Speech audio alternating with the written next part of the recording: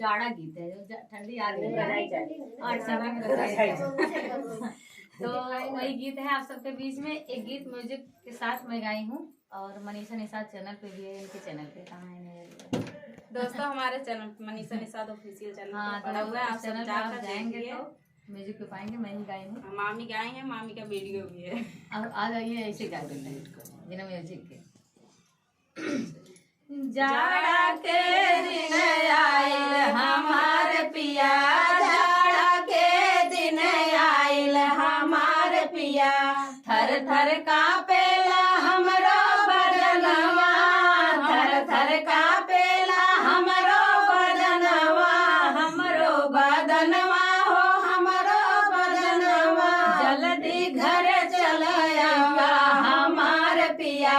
जल्दी घर चल आवा हमार पिया, जाड़ा के दिन आइल हमार पिया, जाड़ा के दिन आइल हमार पिया,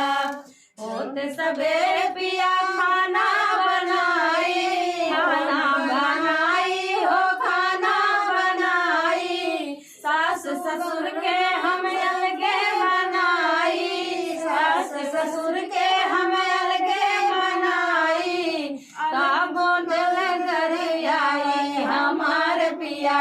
ताबो दिल गरियाई हमार पिया, जाड़ा के दिन आयल हमार पिया, जाड़ा के दिन आयल हमार पिया, छोटकी नदिया तो बड़ी जीभ चटनी, बड़ी जीभ चटनी हो बड़ी जीभ चटनी, मांगे अचार पिया चाटेली चटनी, चाटेली चटनी हो चाटेली चटनी, करी है ना मंजू खटनिया, करी है ना मंजू खटनिया, करी है ना मंजू खटनिया हमार पिया। क्या गड़बड़ा गया।